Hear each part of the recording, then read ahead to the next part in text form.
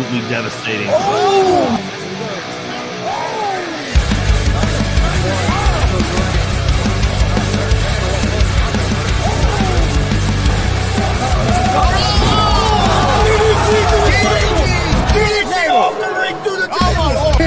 This is Joey Owens' show. They've been trying to get me on this broadcast forever, and this is the worst damn broadcast I've ever been on. So you all can kiss my ass while I win this match.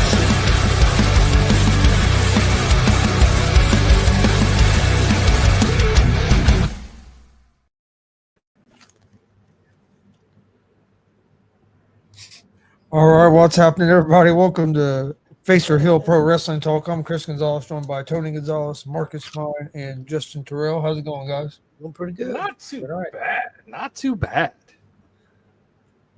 Well, guys, we got a lot to go over. We're going to start off. First of all, we're going to start off with Worlds Collide. That happened last Saturday. And I just seen some numbers. I heard some numbers. I heard they did over 3 million views on YouTube in English, and they did 4 million views in Spanish. So That's awesome. Yeah, that's pretty impressive. Yeah, pretty successful. They got a big show this Sunday. Last I heard, I guess it's just airing. It's a big Triple Mania show. I think it's just airing in Mexico. I don't think it's airing in the U.S. I might be able to. I still might be able to see it because I may be able on what I have. I may be able to see it. So I'm hoping so. But there's a lot of TNA people going to be on it, and some WWE wrestlers going to be on it also. Yeah, I was trying to see what the full card was. So I know the Nemeth and Legado El Fantasma was in a Fatal 4 tag match together. Yep. So they're doing pretty well. That's a good start for them, and they also made a star. We'll talk about that here in a minute. And maybe some other stars. We'll see. But the first thing, we started the show off with a 6-man tag featuring Octagon Jr., Aerostar, and Mr. Iguana. They took on Cruz del Toro, and Lance Dorado and Dragon Lee. Pretty entertaining match, but the highlight and what everybody's talking about all over the internet and everywhere is Mr. Iguana. And he made a huge impression, so big that he had his own video package on Monday Night Raw. And the rumor is he's going to be signed and go straight to Monday Night Raw. He's not going to NXT. At least that's the rumors that I've been hearing. So pretty solid match. Marcus, what'd you think of Mr. Iguana and that match? I like Mr. Iguana. I like how he used that Iguana puppet. It was almost like the damn thing was alive. Yeah. The way it would come off his hand and jump on the ref and I'll tell you, those guys are good. I followed Triple A some. It's a different style, and I thought they did very well. That was a good opener because then you got to see 6 of the top stars of Mexico come in and show their thing right off the bat, and they did awesome. So, and I didn't write any notes down, so I must have liked it. So I have nothing to bitch about. I didn't write it down. Okay, Justin, what was your take on Mr. Iguana and that match? Well, I would definitely say Mr. Iguana is definitely entertaining. Definitely going to be something to look forward to. Now, question is, what if he is truly going to go straight to the main roster and go straight to Monday Night Raw or SmackDown, wherever he may need to be fit in? How are they going to use him as just the lucha, as a lucha libre, or are they going to make him a gimmick character like Santino and stuff like that? So that's what I'm kind of curious to see. I hope they don't do that because right now in the Triple H or Paul Levesque era, they haven't really ruined any characters, I believe, yet so far. Yeah. And so I hope they keep it. I hope it doesn't turn into a comedy gimmick and it stays the way it is. But I'm calling it within the next 2 years. I want to see the Cobra versus the Iguana at WrestleMania. I don't know if we'll see it at Mania, but I definitely think we're going to see it. You may even see. Mick Foley to be the referee. Yeah, you may Well, see yeah, Mick Foley involved. And I want Mr. Socko to be the special guest referee. Yeah, I agree. Chris, I think you got to see. I know you got to see Mr. Iguana. I don't know if you've seen the whole match or not, but I know you've seen Mr. Iguana. What's your take on this? Yeah, I'd never heard of the guy before. I'm gonna be honest. Never heard of him. Never had seen him, and I wasn't watching that pay per view. I was just happening to walk through to get ready to leave, and I said, "Does he have a fucking iguana on his head?" I didn't know his name or nothing. And then next thing I know, he has the damn thing in his mouth, and he's flying around, beating this dude down. It was, I stood there and watched it. I mean, it caught my attention. I stood there and watched it before I left. Like, I was impressed. Like, he's definitely over. But yeah, I mean, hey, he's bought into the gimmick, and if you can fully buy into, if you're fully bought into it, everybody's going to feel that, and that's how you get over. That's how you get over it. It's working for them. Most definitely. And they'll sell all kinds of those I puppets. heard the he was. helmet. I heard he's already like in the top 5 of merchandise sales. I want a shirt. I want an I'm gonna action have to get on figure. there and get me a shirt. I'm getting on Well, WWE but- shop to buy one of those Tyrese Halliburton shirts Shirts, yeah. that they have on WWE Well, shop. WWE Shop We'll get has one of the those shirts. iguana for sale, I believe. They have Oh, one. really? Already? I thought we'd be Yeah, surprised. I'm pretty sure they already have the iguana and his shirt on sale. Yeah, I thought it was really good. I really enjoyed it. Our good buddy Warren was not critical, but he was upset. Let's get your guys' take on this. Upset, and he claims if this character would have debuted on AEW, everybody would have shit on it. And No. I see his point to a degree, but I don't think so because look, they had Orange Cassidy. Orange Cassidy was as gimmick as gimmick could be. And I'll be honest with you, I didn't like Orange Cassidy when it first came out. I didn't care for him at all. Now I'm a big fan. It took me a little time. Is that the one that kept his fucking hands in his His pockets? pockets, yeah. That was. I thought that was some of the stupidest shit I ever seen. Yeah, but But he was over. he got over, and He was over. But I didn't get it. plus he proved he could wrestle too. Yeah. So I mean, so yeah, I understand Warren's point of view, but I think Mr. Iguana would have done well there too.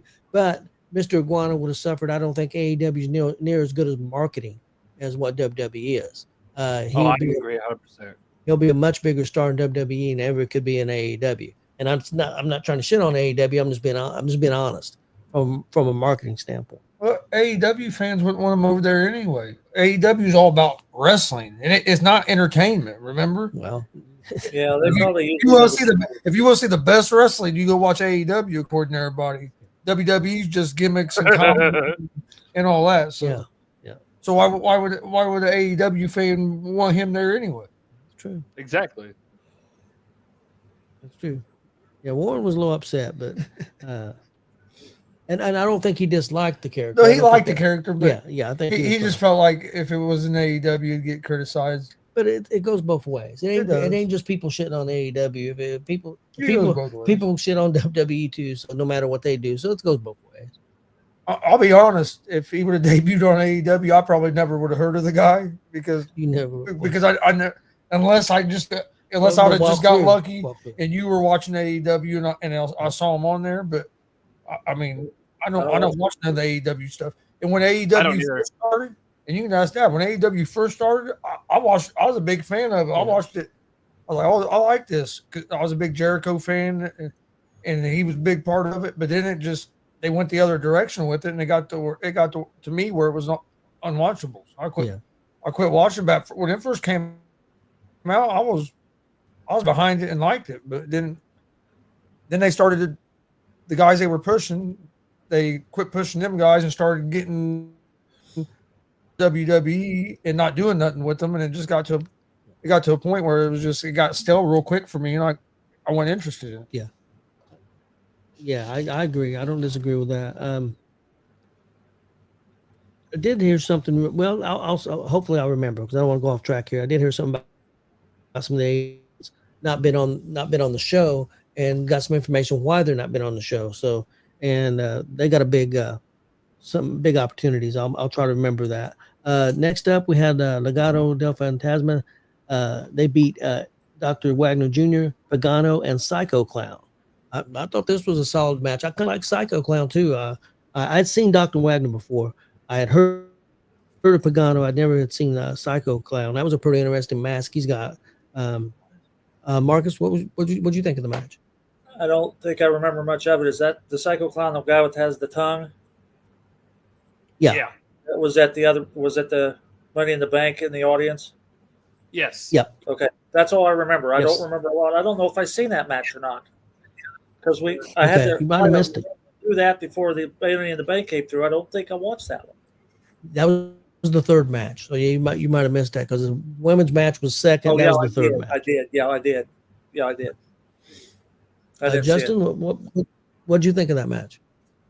I thought it was up there. I thought it was almost match of the night. A lot of good wrestling. I thought it was a damn good match. I thought I think it opens the door for WWE to establish 6-man tag titles, trios titles. I think we opened the door there because you had 2 6-man tag matches, both were phenomenal. But you take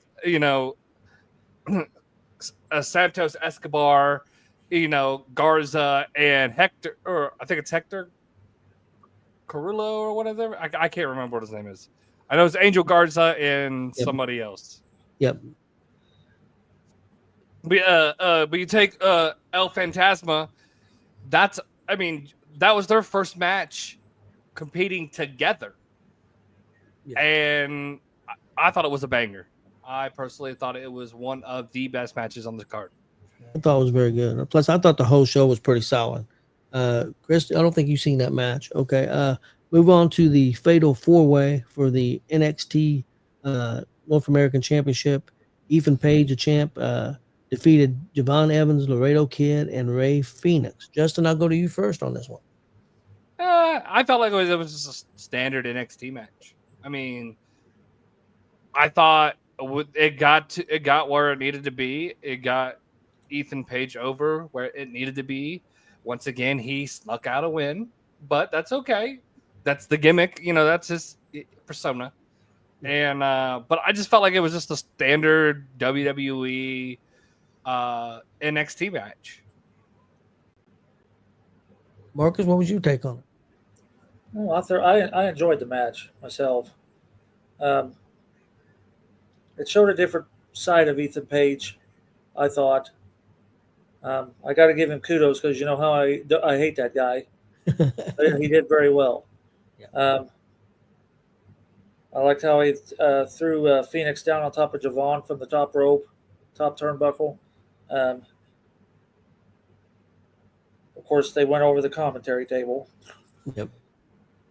I liked how Javon Evans full ring over to Laredo. I mean, where he jumped off one side and literally it was like a coast to coast, but it wasn't since it wasn't in the corner. That was pretty impressive. Javon's springboard cutter was pretty impressive. I mean, I thought it was a decent match. Javon Evans is incredible. When you stop and think that he only went to an independent promotion and got trained and wrestled for about 9 months and then got signed with NXT. He's like 22 years old. He's got a huge, if he stays healthy, that's the only thing I worry about with him. He takes a lot of risk. I do worry about him getting hurt, but I think plus he's going to get a little stronger, a little bigger. I think that's something he's going to have to do. But man, he's bouncy, just like his name. He's bouncy. That's for sure.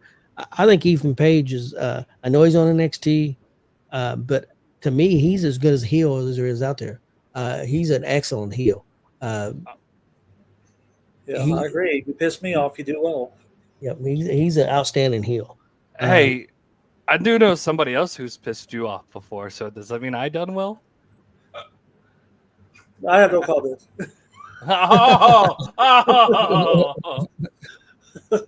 Okay, hey guys, let's go to the main event. Vikino took on. He's a champ there in AAA. He took on Chad Gable, and he beat Chad Gable. Marcus, I know it was your first time seeing Vikino. I wanted to get your thoughts on this match. I thought it was fantastic. The only thing I kind of noticed with the AAA guys, they kind of seem to. No, it's more like the WWE guys. I don't know how to put it. It seems like they were waiting for the AAA guys to get to them to execute some of these moves. I noticed that. Gable stood there for a second. Yeah. May have not even been a second, waiting on the other guy to get there before they could execute the moves. You could kind of see enough of a time difference. It wasn't immediate. So you kind of see that. And I don't know if the AAA guys are too fast or the AAA guys don't know how to slow down. I don't know, but it seemed it was a good match, but you could see them hesitate, I guess is the word, waiting on them to get there to execute some of these moves. And I noticed that in when you had the WWE guys wrestling, the AAA guys kind of seen that. But for the whole match, it was good. I loved it. Yeah, probably not working together all the time. And Vikino, I've seen him a lot in AEW and also in TNA. His pace is usually a lot faster than that. So I'm sure that, they slowed him down some. I mean, because he's injured. He's been injured several times from doing a lot of the crazy shit that he does. And WWE's probably gonna say, look, man, you need to calm down. You can get over without doing all this. You can still do a lot of the stuff, which he did. They did some incredible moves. That Mexican destroyer that he did off the top rope, yes, was outstanding. Was the best luchador of all time? Did he wrestle that day? He made an appearance, but he set up a match. And I'm glad you brought that up. I'll bring that up. Yeah, Dom was there, the greatest. Him and Liv was in the crowd. But Dom Mysterio. Yeah, I thought I'll tell you what, it may have been. It's really close to being the match for the weekend for me. I thought it was as good as anything that was on Money in the Bank, which I did love. Was El Grande Americano in there? Wasn't on that show. Well, man, how can you have a luchador show at El Grande Americano? Come on, he was on Money in the Bank. He could have done double duty. Well, I think he did, but I know those venues were across the parking lot from each other. That's true. That's true. Because the peacock lady and the green shirt fella, they were right there in the front row for both of them. So yep, they were. But yeah, I really enjoyed the match. I thought it was very good. According to the internet, there wasn't nobody at the show, so it wasn't no traffic. It'd been easy for him to get back and forth. I got something on that too. And why the start of the show, why it looked so empty, and then it got full. But there was a reason for that. But I'll bring that up when we get to it. Justin, your take on that match? I mean, I have to agree with Marcus a little bit. It did feel like that Gable was waiting for him just a little bit because it felt like the pace was a little bit off. But again, that's okay. You got AAA, Lucha Libre, who's used to that high pace, high impact, high spot mentality, nonstop pace. And then you got WWE, who's used to telling the story, wait to the perfect opportunities to hit your moves. And so, yes, the timing may have been off a little bit. It was still a good match. Yeah. But my opinion, I think the the El Fantasma 6-man tag match was match of the night for that card. Yeah, to me it was the Gable match, but I thought that was very good too. I enjoyed that match too. Marcus, what was your match of the night for that show? I thought the ladies did well, though. I'm sorry, I had to throw that in there. No, the ladies, in my opinion, struggled. I didn't even watch it because you told me not to. So the NXT ladies were fine, but the other two ladies, I think, had trouble keeping up, and that's just my opinion. Hey, I did see the ladies match for the NXT ladies. That was like a filler match because it didn't seem like it lasted very long. Yeah, it didn't last a long time. Yeah. I'll have to go to the main event. That's really rated on. Yeah, and I think a lot of it has to do with maybe it was shortened because they kind of felt lost. Yeah, because maybe because Lola Vice and Valkyrie, they were maybe trying to set the pace, and I think the other two just couldn't keep up with it. Yeah, and again, there's that one lady I think actually. Well, then that story that they kind of told during the match, the one female wrestler, she had actually knew Valkyria, and I think he actually maybe had a little, teachers versus student type thing. So she was older than Stephanie. Yeah, I think it's she's Valkyrie's godmother. I think Okay. that's what it was. Yeah. So that's that they kind of told that story, which I think helped the match some. But yeah, they had trouble keeping up, in my opinion. Chris, I'm glad you brought that up. Dom did come out after the first match was ended, and him and Liv was together, and got into it with Octagon Jr. and made a match with Octagon Jr. Big opportunity for Octagon Jr. on Money in the Bank, and got a title match at the Intercontinental Championship against Dom Mysterio. And the crowd went crazy hating on Dom, that's for sure. So, that was well done. I thought it was a good way to tie in shows. But yeah, I thought it was a pretty good show. I enjoyed it. I thought it was something different. It wasn't your normal WWE show, wasn't your normal NXT show. So hopefully they'll be successful, and see where they go from here. Next up, guys, Money in the Bank. And since Chris brought up the crowd thing, I did some research on that. And what happened was, because that was about the time on Saturday where the riots started and the police and stuff. So people had a hard time getting into the venue. And that's why, if you look at the first match where it looked like it was kind of empty in spots, and then you get into the second match, you see where it's almost pretty much full. People was having a hard time getting into the venue because it was a sellout. Because WrestleTix, they're pretty good about it. They said at an hour before the show there was one ticket left, so all the tickets sold. People was just having a hard time getting into the venue, so that's what that issue was. Okay. I mean, that makes sense. Yeah. Okay. Go into the very first match. We had the ladies' Money in the Bank match, featuring Naomi, Alexa Bliss, Julia, Rhea Ripley, and Roxanne Perez, and Stephanie Valkyria, who did double duty. And not only that, she wrestled on SmackDown. She wrestled 3 times in 24 hours. That's crazy at this level. But Naomi is the new Money in the Bank holder, guys. What's your take on the match and Naomi being the Money in the Bank winner? Justin, what do you think? Well, the devil's kiss off the ladder was perfect. I just wish Booker T got to do it instead of Pat McAfee. McAfee struggled, but it's okay. It was the first time. Yeah. I thought the match was good. Here's my thing is, you really didn't have anybody that really needed it. I think, in my opinion, I think the only person that really could have used the Money in the Bank to kind of launch themselves on the main roster would probably be Roxanne Perez. I think she would be the only one that I would have, besides Rhea Ripley, I probably would have put it on. Or besides Naomi, I probably would have put it on. Rhea didn't need it. Alexa Bliss doesn't need it. And the other two, they don't need it either. No. But Roxanne would probably have been the my alternate.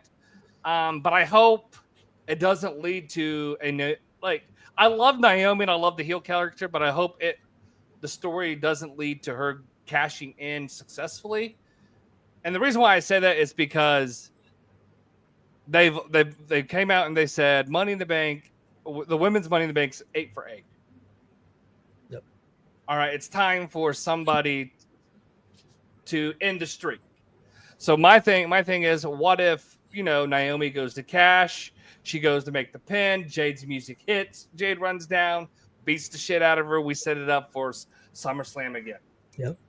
And I got a feeling that this, I can't decide, because last year, a lot of people think that Seth is going to cash in quick, and I could see that. I could see that happening. But also since last year, the champion, which I'm having a hard time remembering her name right now, on SmackDown.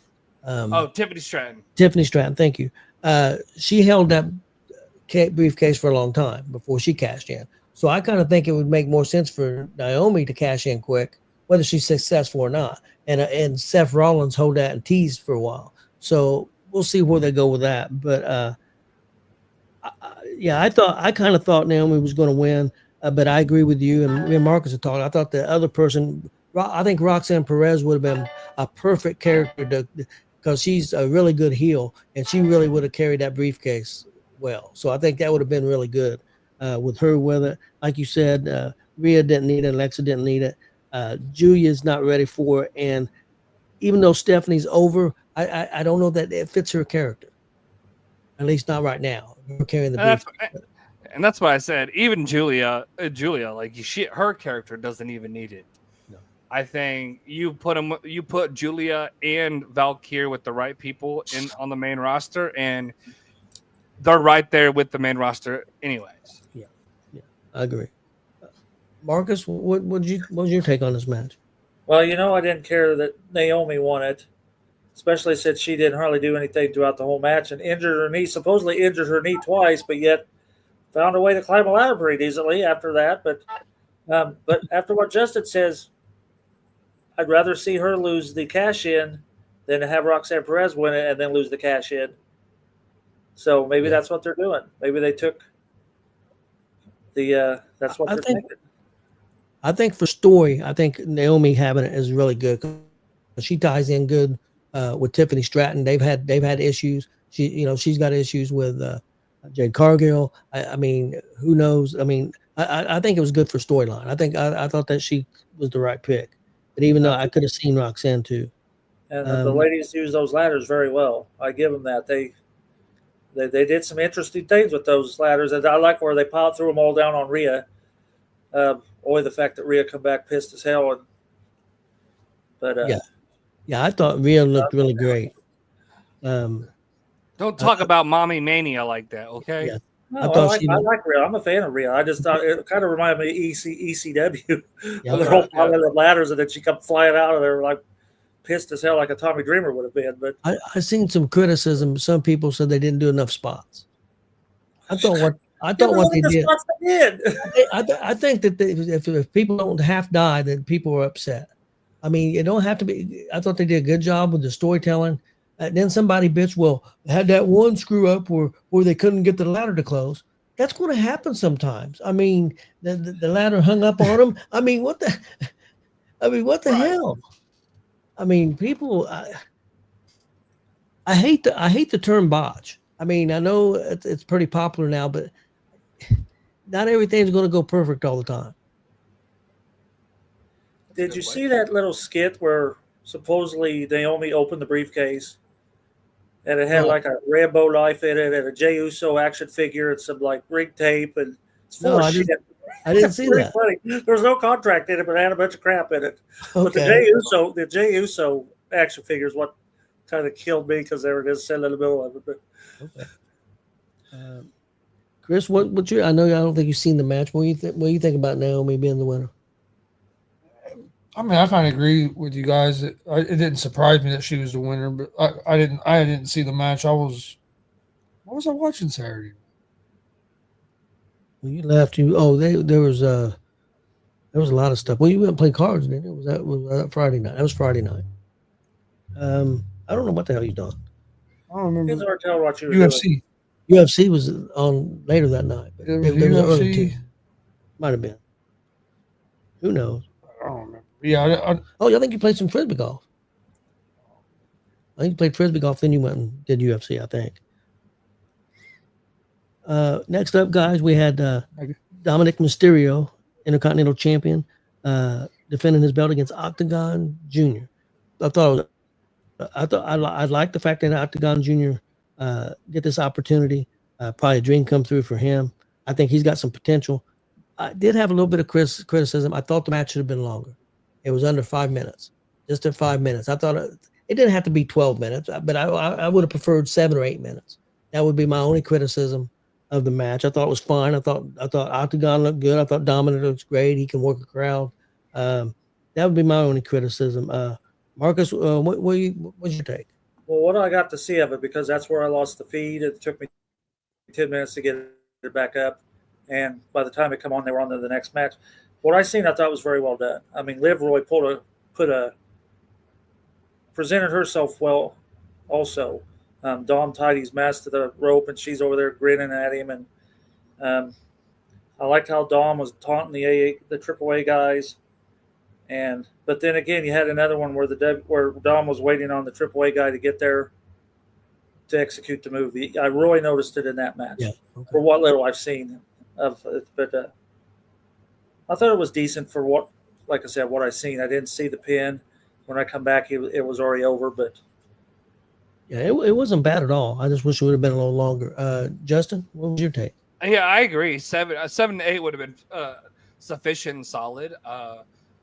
Again, Octagon was a little bit slower, but then again, I was kind of shocked to see why Octagon would be slower, because he also is in TNA. So you would think he would still have that, you know, pro wrestling style, and not and be able to work both ways and both speeds.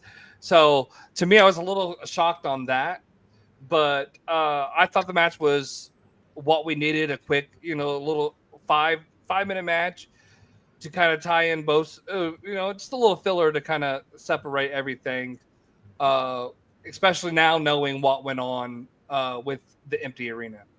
Yeah, that's true. Okay, guys, next up, the Women Intercontinental Championship match. Lyra Valkyrie put her belt up against Becky Lynch, and guys, we got a new champ. Becky Lynch is the new champ. I know at Grills Marcus. Marcus, we'll go to you first. What'd you think of the match? And I know you're not crazy about Becky winning. well, I don't have a lot written down here. I don't know. Maybe that was where the feed was out too. It was a really, really good match. I thought it was really strong. I did see where Lyra's selling was really well done. Yep. I liked how she jumped down on Becky, which is draped over the timekeeper area.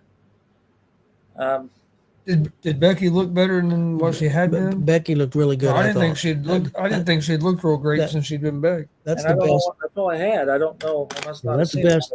That's the best she's looked in a while. I thought Becky looked good. I thought their chemistry was outstanding. I thought it was a really strong match. I really enjoyed it. I think Becky is helping Valkyrie come out of her shell a little bit, as far as character-wise. Lyra's always been good in the ring. I watched her for a long time over in NXT UK.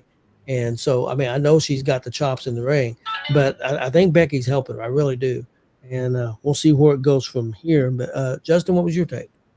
I mean, you look at, if you go back and you look at like you look at Gunther, and you look at that situation, like you had Gunther who was ready to move up to the next level, so you needed to put on a guy that was solid in that area and could take the title and make it a little bit more meaningful, and that's why you had Sami Zayn take it, and then you had Braun Breaker take it. Yeah. I mean, and so you kind of look at it now. You had Lyra Valkyria being the first women's Intercontinental Champion.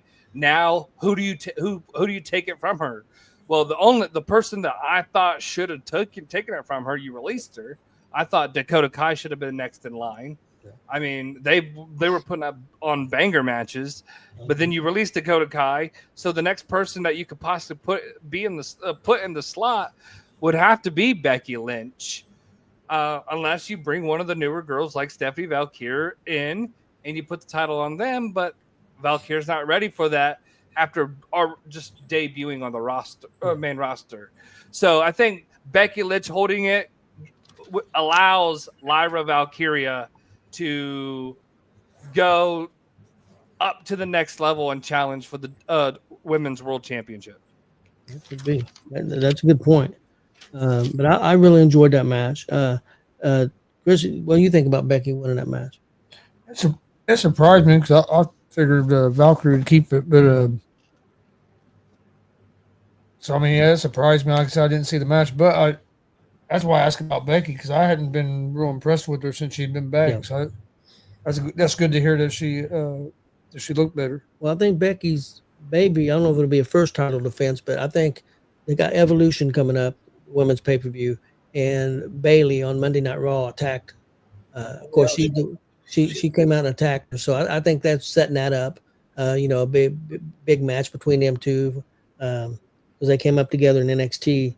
So that'll be interesting. So I think that's one reason why they had Becky maybe win. We'll see where it goes from here. Next up, guys, the men's Money in the Bank match. Seth Rollins, Andrade, El Grande Americano, LA Knight, Penta, and Solo Sikoa.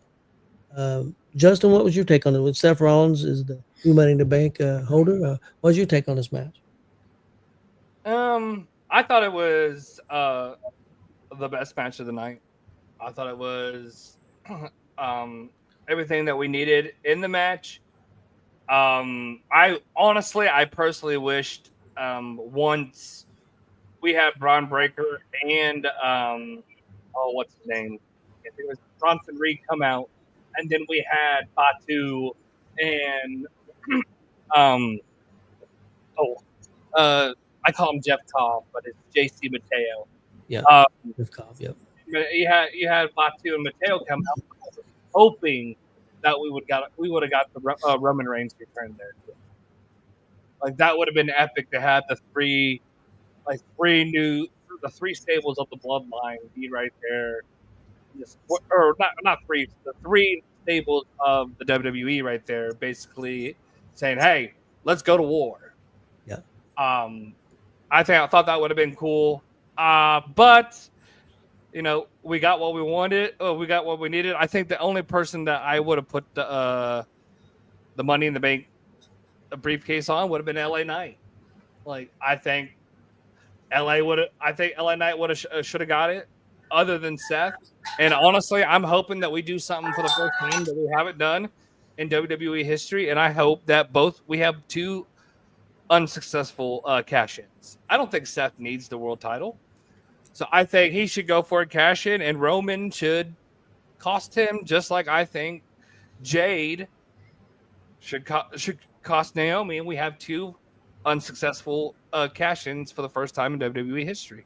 You know that the internet wrestling community would have a stroke if they had two ladder matches and two briefcases and both of them were successful.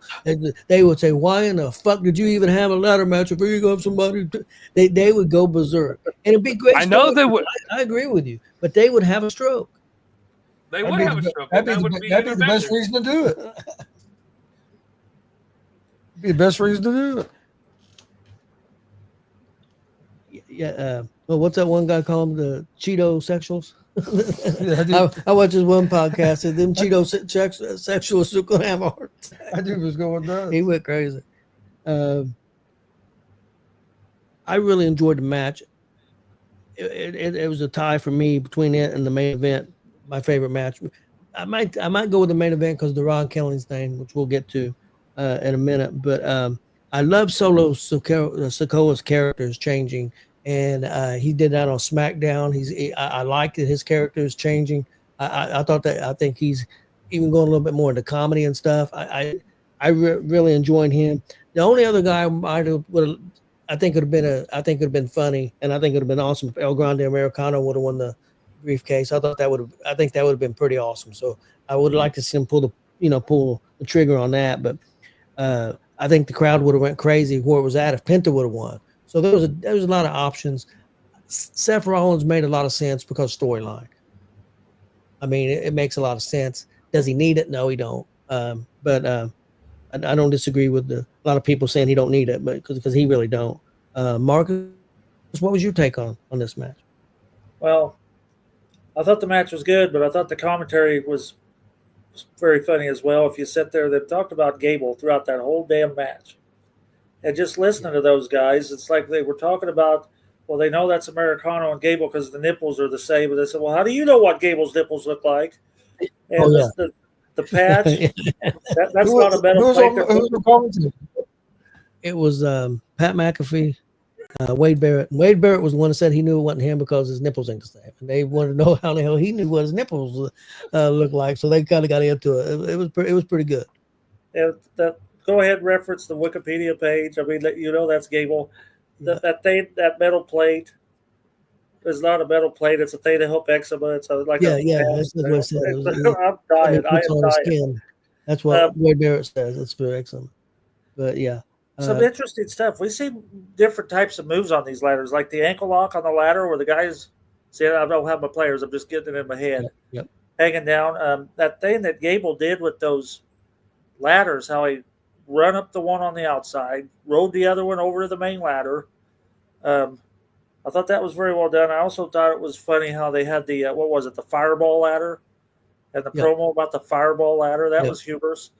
Yep. The Jacob Fatu thing, like, damn, that guy's a beast. He's a beast. He's He awesome, solo and he's got so and, much. now we got the solo He's Sokoa got so much. Jacob Fatu. Oh man, that's going to be great. But I A thought the lot of match was pretty good. storytelling. Yeah, a lot of storytelling in that match. I really, Yeah. Did you see really the huge enjoyed it. gash? Just, Did what you what see do you the think? huge? Did you see the huge gash on Gable's back? I mean, it was he gouged it hard somewhere. And also one more, the Andrade, and who was it? They were saying, "Well, no, you take it. No, you take it. No, you take it." But anyhow, that's what I had. I thought it was really well done, Yeah, and I the agree. commentary went very well with it. So Chris, what you take about Seth Rollins winning the match? I know you'd like to know Grande Americano. I know. It don't surprise me because of the storyline and stuff. But I mean, I agree with what you guys are saying. He really don't need it. Yeah, I was hoping they was gonna put it on El Grande Americano. I figured they wouldn't though. But like I told you, if they weren't gonna do that, Penta, I thought it'd been cool to see Penta get it. I agree. I think Penta would have been him to come strutting in with that briefcase on his hand. I think would have been pretty cool, and the crowd would have popped like crazy in California.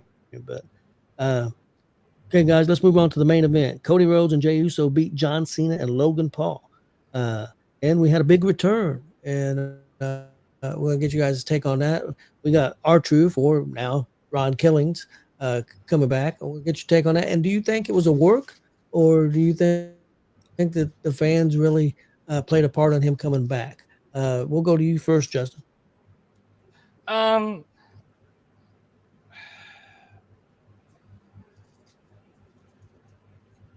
I'm gonna have to say it's a work. I can't. I don't want to say it. Oh no! It wasn't a work. He was released, and us fans, we brought him back, and blah blah blah. Come on, it was a perfectly set up coup to get us to buy into this whole new story, and it worked. I love Ron the Truth Killings. I've always loved Ron the Truth Killings ever in his TNA days. I do like the fact that we're going to see R-Truth no longer be a comedy gimmick, and I think it's time to finally give him an opportunity to be a world champion. Okay, that's an interesting take. How'd you like the match? I thought the match was good too. It's kind of, I don't know. I think that we were having matches like a tag match. I think we're wasting the John Cena appearances. Like, hey, let's just have a tag match. And I think we need to have more meaningful matches with John Cena. Like we had, the title match with Cody Rhodes. We had the title match with Randy Orton. Now, he posted on Instagram of Miz giving Samoa Joe a skull crushing finale. So whatever you take out of that, is Samoa Joe his contract getting ready to come up and he's coming back, or is Cena targeting the Miz? We don't know, but I felt like they could have just used a title match, knowing what was going to happen on Raw the next time.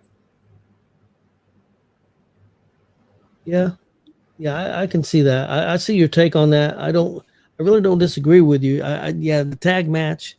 Could they? I mean, they could have had a singles match, and R-Truth still could have came out. So, I see your point. Marcus, what was your take on the match? I thought the match was okay.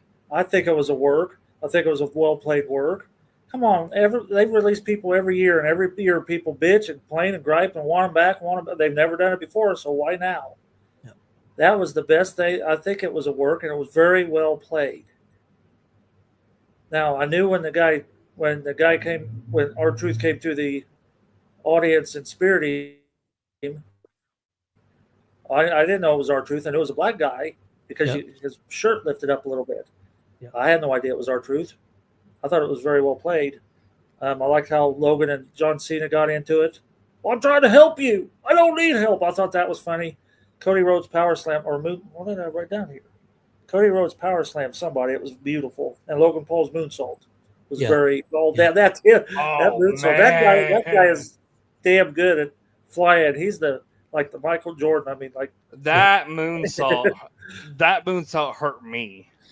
Well, I seen an interview with Logan Paul today, and he said that he did one off of a rope in the ring, and almost he went so far, almost hit the rope. That's how far he went, 3/4 of the ring when he did it, and his feet almost hit the other side of the ropes. And he said that's when he come up with the idea. He got to thinking about it, so he went to John Cena the day of the match or day before, and he said, "Hey, I want to do this spot."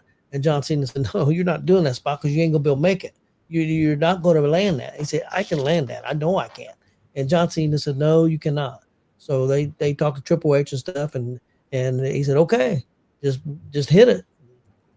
Of course, he did. He said he thought he broke both of his shins when he did it in the interview.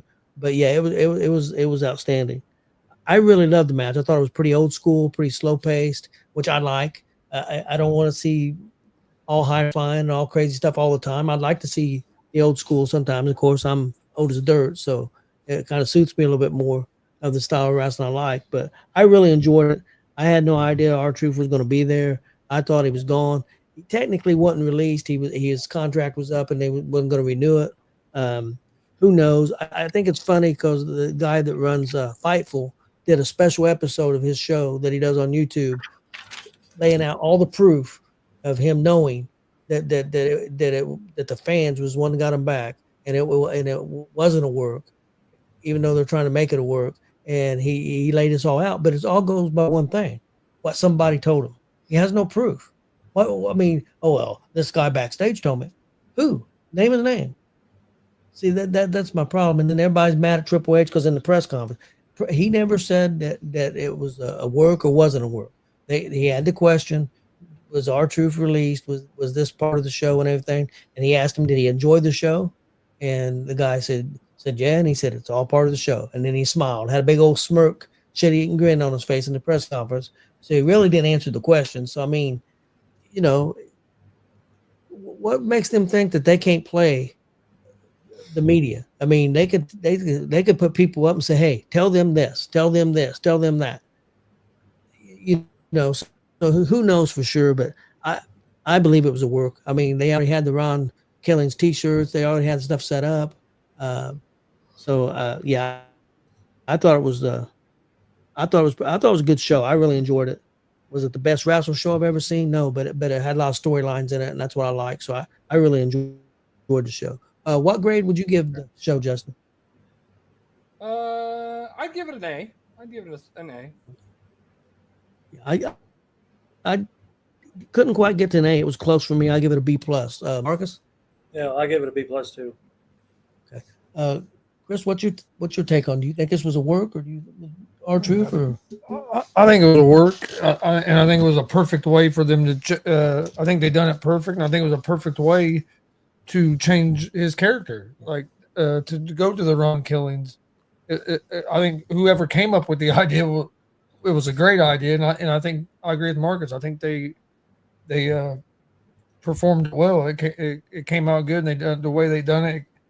But yeah, I think it was a work. Like you said, there's been a lot of people that's got released, and there's been bigger backlashes than that. Yeah, and it hasn't changed anything. Yeah. So I and you know how, especially the internet wrestling community, it's either they're too predictable, or then they get pissed because they get something over on you. Yeah, then they get pissed if they get something over on them. So either way, there's gonna be people mad. But that's what kills me is everybody always talk about how they're too predictable, and then when they do something that surprises everybody, it pisses everybody off. See, I kind of wish we went back to the way it was. Yeah. Old school. Nobody knew. Internet, nothing. Yep. I agree. Okay, guys, we're going to move on real quick before we go into our Raw stuff and NXT stuff I wanted to go over a couple of things. Wanted to bring up that Rachel Armstrong, wrestles here in Indiana a lot, appeared on Ring of Honor last week, took on Athena, and it was a big part of a storyline that they're building there. So I think that's pretty cool. I don't know if she signed with him or anything like that. I just know that she wrestled on that show. Big props to her. Also, Marcus, did you want to bring up about Juan? Yeah, we brought it up Monday. Juan Sanchez was in Major League Wrestling for. He was a security guard for the. There it is again. Give me the names. The one that threw him around was Riddle. Yeah, Matt Riddle. Matt But Riddle that was- was the match. He was the security guard. He was the only security guard that actually made it into the ring and got laid out. But Juan Sanchez made it into a Major League Wrestling, and I hate to say it, but Brian Cranville had a hand in that because he rolled up with Brian Cranville. So Yep. Most I need to definitely. tell you So, yeah, guys something when we go off the air. I cannot say it here. Okay. And then the other thing I wanted to cover, I brought it up before, but they made an official announcement. NWA will be streaming new episodes of NWA Power on Roku starting at 8 p.m. on Tuesday night, starting in July 29th. That'll be in the United States, Canada, and Mexico. I think that's big for NWA. I mean, to finally get a weekly spot, and it's a free channel, so everybody can watch it. I think that's pretty cool. Marcus, what do you think about that? Well, I think it's time to revive it again. They did very well there for a while. Then they kind of, I don't know what happened. They were doing weekly shows every week. They're just kind of puttered out. Put on Twitter. They play it right. I mean, you got to think of the legacy of the NWA. Ron Killian's former NWA champ. Remember that? Yep, that's true. So I'd like to see him win the big one too in the WWE. But hopefully, what is it, Corgan? Is that his name? Yep. Billy Corgan. Hopefully he don't drop the ball on this one. Yeah, I hope not. Justin, what do you have a take on this NWA?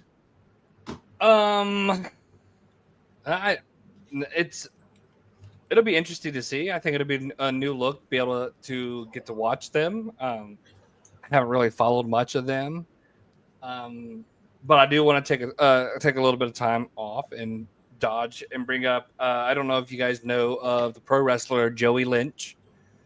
He was the leader of the Lynch Mob. He was in the Bullet Club and things over in New Japan. He's not doing too well. He suffered an injury, had pneumonia, had surgery. They split his surgery into two places. So I got to meet him one time in Empire down in Georgia. Great dude. So we just ask that you keep his family in your thoughts and prayers. Yeah, most definitely. Okay, guys, we're going to go into Monday Night Raw. And the first thing I want to talk about was Ron Killings came out of nowhere and did a promo. I thought the promo was outstanding. I didn't know where it was going. I'm shocked at what he did. The crowd was shocked. I'm interested to see where it's going. And the interesting thing, Bully Ray was critical of his promo, and they played on that today on the show. Bully Ray wasn't on, but he was critical. He said that he should have never mentioned he's going to be Ron Killings. He shouldn't mention R-Truth again. He said he should never mention that again. He's going to be more of a serious character. Yeah, and that was his opinion. Well, R-Truth out of nowhere showed up on the show today and interrupted and was cussing and going berserk and called out R-Truth or called out Bully Ray. Bully Ray wasn't there, but Natalya was on the show along with Dave LaGreca, and he was going crazy. And then he apologized, and then they played the clip of what Bully Ray said, and then he went berserk again, cussing and going crazy on Bully Ray. And so I don't know where they're going with this, but I thought it was pretty interesting. So it almost seemed like his character is almost like an unhinged character. So we'll see exactly where they're going with this. Let's go with you, Marcus, first. What did you think of the Ron Killings promo on Monday Night Raw? Okay, well, I thought it was a damn good promo, and to go against what Billy Ray said, I don't think you're going to hear about R-Truth anymore. He had to bury him before he brought Killians back. I love how he said, I'm not going to be funny, nice, forgiving, a sideshow gimmick. And then he cut his hair, which just freaked me out. I'm like, damn. And he said, I am Ron Killings, the truth, the whole truth, nothing but the truth, set me free. I thought it was a damn good promo. I did too. And he did it on top of the announcer's table. And like you said, they pulled them scissors out. Them guys scattered like he was going to stab them, like a New Jack. Like New Jack pulled scissors out, everybody run for the hills because you know what he's going to do with I would them. too. If New Jack pulled out anything, I'd run for the hills too. I seen what they did with the scalpel other dude. But yeah, I thought it was a damn good promo, and I'm curious to see where he's going. But I think I'm going to like the new persona. Chris, I believe you've seen the promo. I think. What'd you think of it? Yeah, I thought it was a real good promo. It did. I was a little surprised that he cut his hair. But like I said, I thought it was a real good promo, and I don't think I agree with Marcus. I think you kind of had to mention Truth in that promo. Now maybe going forward you shouldn't, but in that promo, I think you had to kind of bury the gimmick. Yeah. To get the new characters some steam. So I really enjoyed it. I thought it was real good, and I'm interested to see what they're going to do from here because I don't know, it's going to be nice to see him in a different role. Yeah, it's going to be interesting. I have no idea where they're going with it, but I'm all for it. Justin, what's your take on it? Yeah, I'm excited to see where this is going. Like I said, I hope it leads to him. If it's not the WWE Championship, give him, let him have a run at the NXT title, or give him a WWE World Championship run. I think Ron the Truth Killing deserves it. I mean, you look at the stuff he did in TNA. When he ran and we was with 3MB it was not 3MB, but what was it called with Road Dogg? Oh, something quick or something. I can. Yeah. The 3 Live click or quick or something like that. Yeah. So like you saw his star potential there if you followed him on TNA. Yeah. I thought the promo was well done, and I didn't think there was anything wrong with mentioning the name to begin with. No, I don't either. I agree with you guys. I think you had to bring him up to kill the gimmick, or let him know, like, hey, I am, I'm still R-Truth, but I'm Ron Killings. Like I came back for you, but I came back to be me. Sometimes R-Truth could be too funny, too likable. Yeah. Not me. And so like I'm kind of to see where it goes, and I hope it is kind of like an unhinged and loose cannon type gimmick. Yeah. I'm excited for it. Moving on, guys, we had a championship match for the World Heavyweight Championship on the End Raw main event. We had Gunther versus Jey Uso, and guys, we got a new champion. I love the match. I love the ending of the match. It was tough if you watched the clip because they didn't show all of it like they did during the match. All the counters of the sleeper and keep trying to just battle and scratch and claw to get the sleeper and get the win. I loved it. It was very old school. I love this match. A lot of people upset that Gunther won. They don't know where it's going. I heard something just a little bit ago. I hope I'm wrong because I know. I'll wait till my turn. The rumor is Goldberg's coming back Monday night. Fuck. And I had Goldberg's name on my paper. Everybody wanted R-Truth back. That's what they said. But nobody's been cheering to get Goldberg back, but yet they bring him anyway. Can we all fit, bitch, and maybe they won't bring him back? And there are actually some people believe that Goldberg is going to beat Gunther for that championship. Let's start a protest, Marcus. Let's make us some signs. Let's go protest the streets. No Goldberg. And then they got a big show in Atlanta, Georgia, and they're going to have Seth Rollins. This is the rumor. Cash in on Goldberg and take the championship. Oh, for crying out loud. They don't need that. I think it's a mistake if they do that. Well, because now you're going to have this old man who, I was a Goldberg fan in the old days. I don't think that's going to happen. If you really look at it, Goldberg couldn't wrestle worth a damn. That sounds like a Vince McMahon booking. That don't sound like a Triple H booking. It don't to me either, but Well, remember Goldberg's kid? That sounds like something. That sounds like something Vince would do, like the day before a show. Let's tear up everything, and this is what we're going to do. What can I? How can I piss people off? This would be perfect. Although that just don't, with everything what they've been doing. To me, that just don't make sense that they would do that. But, And hey, who knows? that's something I did want to bring up about the internet. So many people bitched and complained about Jey Uso's title reign, and which I think been pretty good myself, and him having the championship, and he don't deserve it. And as soon as he lost it, them same people are losing their effing mind because he lost it. He shouldn't have won the Royal Rumble. Remember? It's the worst Royal Rumble ever. And then the Gunther is boring, and Gunther is no good. I'm sorry, Gunther is a very credible champion. I like Gunther. I'm not saying Gunther should have won the championship. I'm not saying he shouldn't have, but you can't discount Gunther. Gunther is very, very good. Well, the hell, how are they going to discount Gunther now when they were saying that Jey Uso couldn't wrestle and shouldn't be? I mean, yeah. According to them, nobody should be champ. Gunther's boring, and Jey Uso can't wrestle. So I don't know. I thought Jey Uso did a very good job. The rumor I'm hearing that they're going to put Jey and Jimmy back together and go after the tag titles from the New Day. That's a rumor. We haven't seen that match 1,000 times. I'm not saying it's true, but that's a rumor that I heard. I heard that, and I also heard the rumor was they were getting ready to they were dropping the title off, or having Jey drop it because they were getting ready to run it back with the Bloodline. Okay, that's possible. The other rumor, the rumor is Friday that Hikuleo is going to debut on SmackDown. That's the rumor. He's the 6'10" guy that's son of Haku.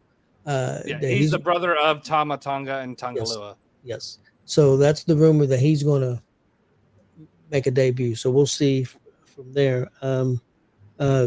Justin, what was your take on this with Gunther? And I thought the match was was a really good old school match. I thought they told a great story. Yes. I almost wanted Seth to cash in there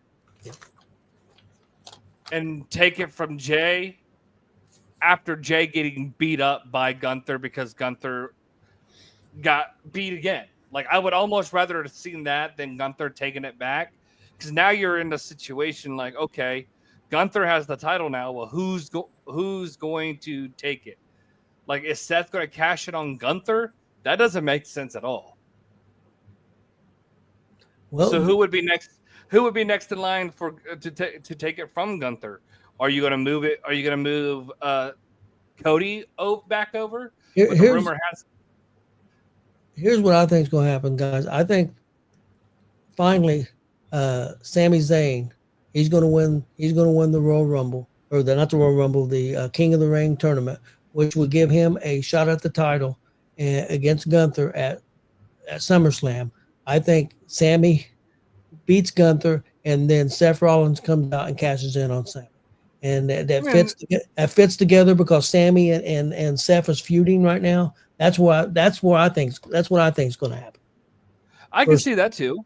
Yeah, that's pretty good. That'd be all right. You could have Bronson Jones go after it, and then turn on Seth Rollins because you have that story of right before they got together. Bronson Reed. I meant Bronson Reed. Yeah. I don't know Bronson Jones. Who's Bronson Jones? But no, Bronson Reed. You could have Bronson Reed go after Gunther's title, and then you could tie it back in because of what had happened between him and Seth before he joined Seth. And so that's my thing. Like, I almost would have rather had Seth take it from. Fuck. I would almost rather have Seth take it from Jey than Gunther, and let Gunther do something else. Like maybe go. He doesn't need to have a feud with Goldberg if this is true for the belt. They don't need that. No. So no, I agree with you. There's also rumors that Dragunov is they've got in the King of the Ring tournament, they got a surprise spot of somebody coming in. That's not the rumor I saw. The rumor I saw in that Fatal 4-Way was because it's going to be in Green Bay, Wisconsin. A certain somebody by the name of Mr. Kennedy Who knows? That's a possibility. would be the fourth man. Okay. That's a possibility too. I could see that. He's in good shape. Oh yeah. Yeah. Okay. Just seen him a few months ago. Marcus, what'd you think of the match? Well, what I seen of it, because I didn't watch it. You have Yeah, me you only watch the get to see the clip, and clip. I only got the really convinced version. The match looked like it was spot on. What I did see, I liked how Jay sleeper holds. How Jay literally drug him over the top rope, trying to get out of it.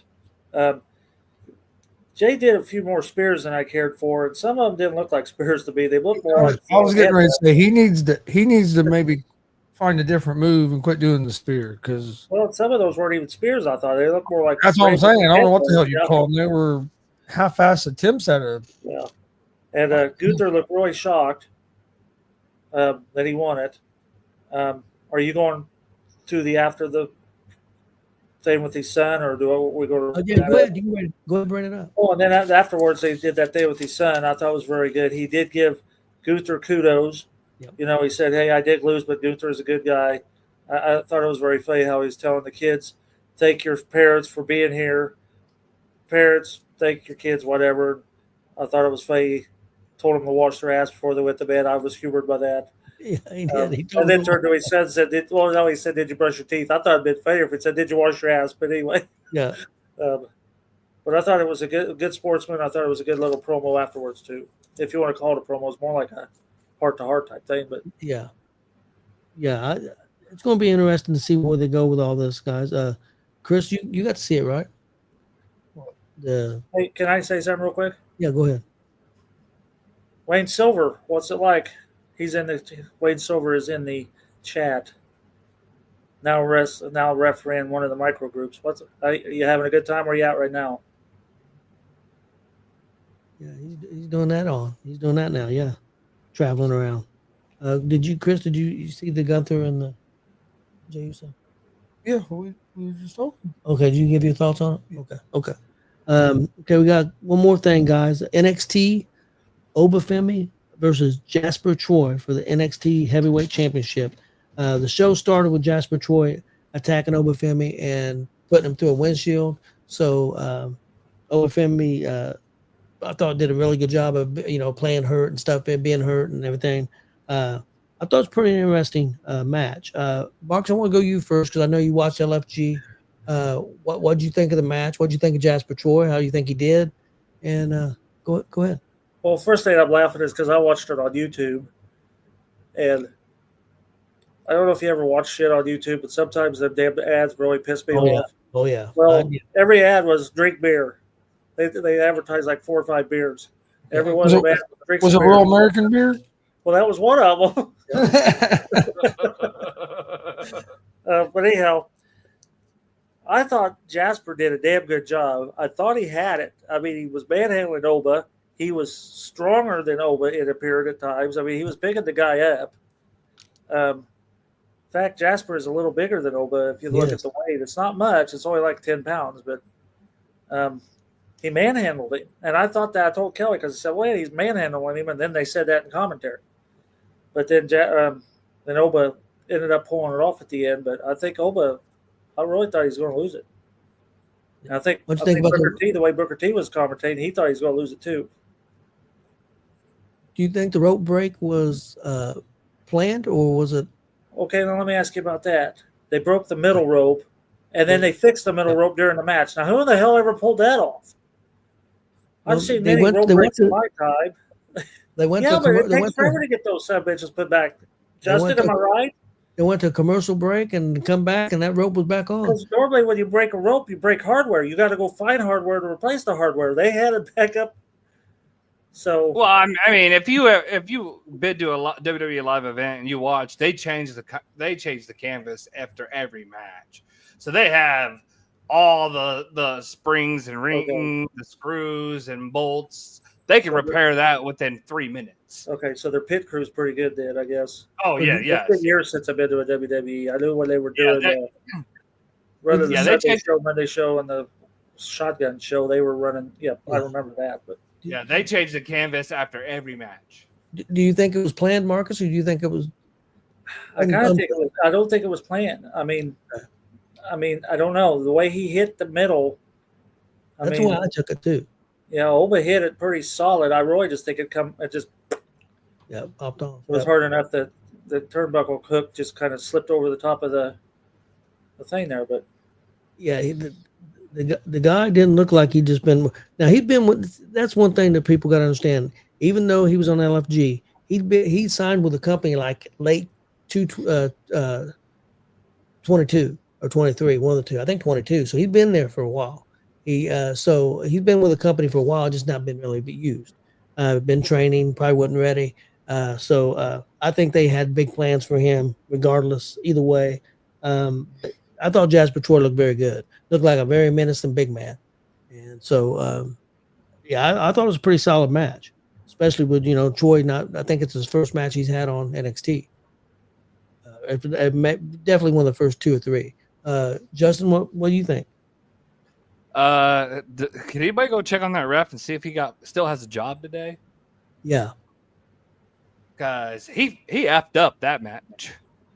yeah.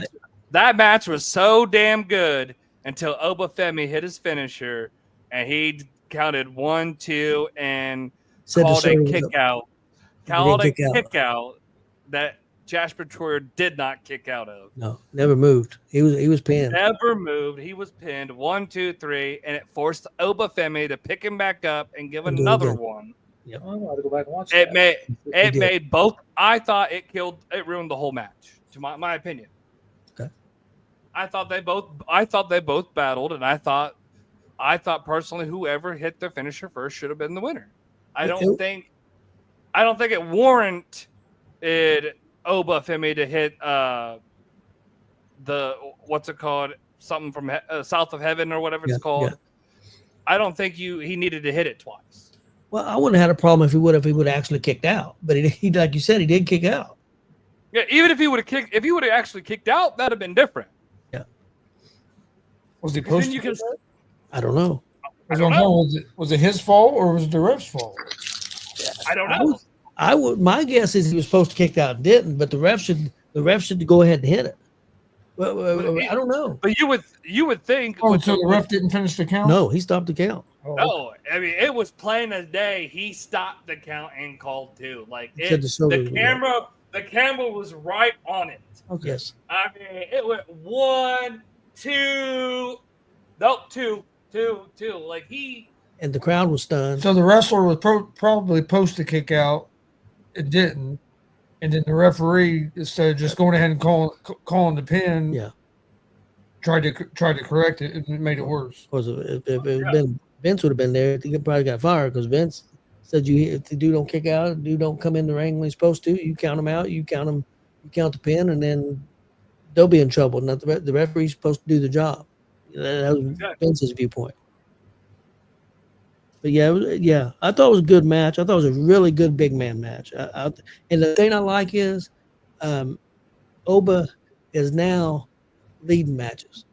He's got good enough where he can lead the match instead of being the guy wrestling a 4-way match. Or because when he first became champion, they put him in a lot of 3-ways, 4-ways, to help his cardio, to help things. Now he's wrestling a lot more singles matches. He's leading matches. So I think he's doing a real good job. I think he's about ready to come to the main roster. I just don't know if they have anything for him right now. I don't want to move him.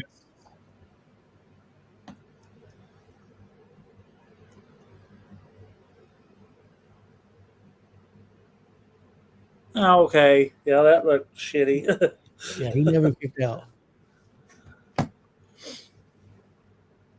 Well, guys, I think that's it for tonight. Anybody got Okay, anything? I have something. Okay. Chris, you ready? Chris, we're going to throw it back at him. Tony, where's your top 5, bud? Oh, my top 5 I forgot about that. Well, we got him, Chris. He's always getting on you for not having your top 5.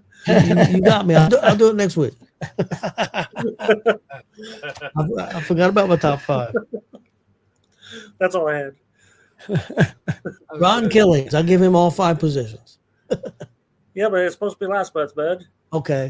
Let's screw that up. Okay. I can't remember last month. I'll have to Yeah, go I back. know. We kind of here we are almost the middle of the month now. Yep. Well, everybody have a good weekend.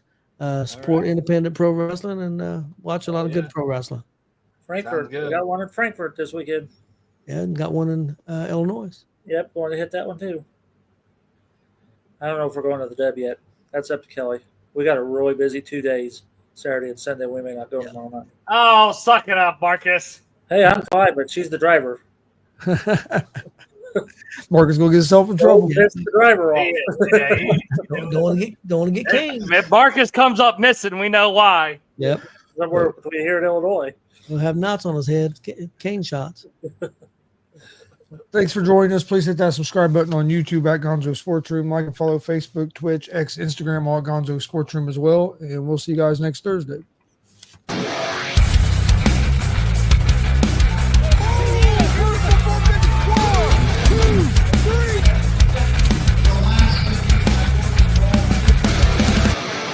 That'd be absolutely devastating.